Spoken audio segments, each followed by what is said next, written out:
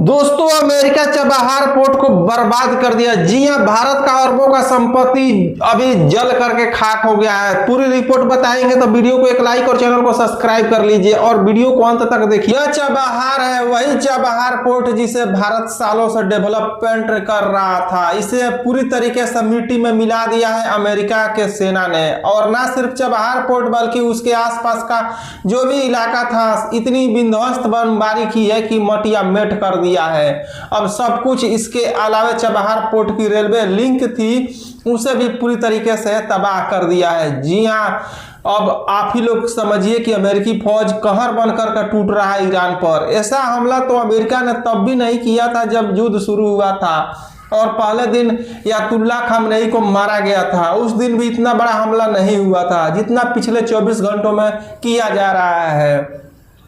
और बात सिर्फ चबाहार की नहीं है, यह बुध शहर या ईरान का एक बहुत ज्यादा कल्चरली इंपॉर्टेंट सिटी है। आप इसकी हालात देख लीजिए। इस शहर के हर एक हिस्से से आग की लपटें दिख रही है और सबसे ज्यादा बुरा हालात अंदर अब्बास के वो शहर जो कि स्टेट ऑफ हॉर्मुज के बिल्कुल मुहाने पर मौजूद है और यहीं से ईरान कंट्रोल करता है स्टेट ऑफ हॉर्मुज को। इस शहर पर पिछले 36 घंटों से अमेरिकी लड़ाकू विमान कहर बनकर टूट रहा है। लेकिन अब बात करें इस वीडियो में चबाहार की, अमेरिका ने इसी पोर्ट को निशाना क्यों बनाया, जबकि पूरी दुनिया जानती है भारत एक दशक से पोर्ट को डेवलपमेंट कर रहा है। यहाँ पर रेलवे लाइन बना रहा है, यहाँ पर जो हैंगर है उसका निर्माण किया जा रहा है। इसके अलावा जो जहाज होते हैं उसमें शिपिंग लोड करने के लिए जो टर्मिनल है उसका निर्माण कर रहा है। तो इस पोर्ट को डिस्ट्रॉय क्यों किया है अमेरिका ने?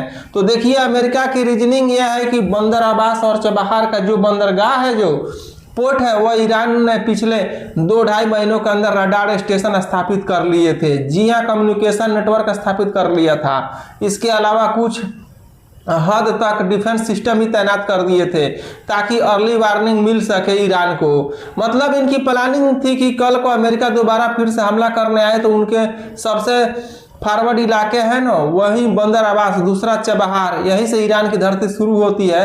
तो इसमें इनकी प्लानिंग ये थी कि यहाँ पर कम्युनिकेशन नेटवर्क और रडार स्टेशन स्थापित कर देंगे तो इन्हें पहले ही पता लग जाएगा कि अमेरिका क्या मूवमेंट कर रहा है स्टेट ऑफ हॉर्मुज में और समुद्री इलाकों में, जिससे कि ये पता लगा पाएंगे कि जब अमेरिका हमला करने आए तो किस दिशा से आ रहा है, कितने लड़ाकू विमान आ रहे हैं, ताकि ये उन्हें पहले ही पता चल जाए और खुद ही सावधान हो जाए। इसलिए रडार के साथ साथ कम्युनिकेशन नेटवर्क भी स्थापित किए थे ताकि पता लगते ही पूरे ईरान में खबर फैला दी जाए।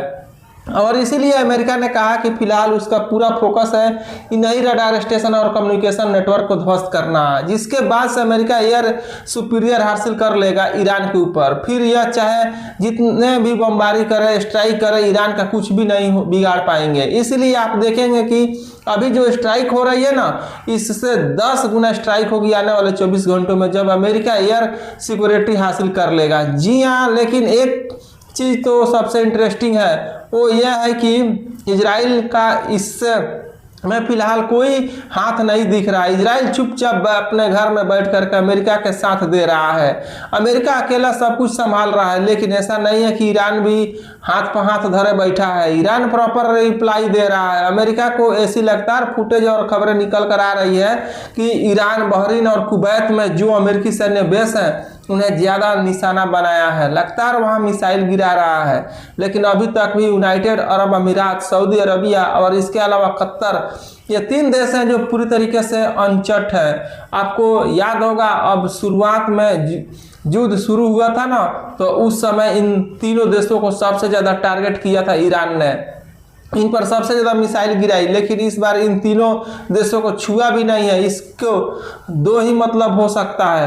नंबर 1, इन अरब देशों ने ईरान के साथ कोई सेटलमेंट कर ली है पैसे वगैरह देकर, या फिर नंबर 2, ईरान अभी प्रॉपरली रिप्लाई नहीं दे रहा है। आने वाले समय में वो इन्हें भी छकाएगा, जो भी आने वाले 24 से 48 घंटे में कंप्लीटली दिखाई देगा। तो वीडियो को पूरी तरह से शेयर कीजिए ताकि सभी लोग जाने कि हम लोगों को अरबों का नुकसान कर दिया है।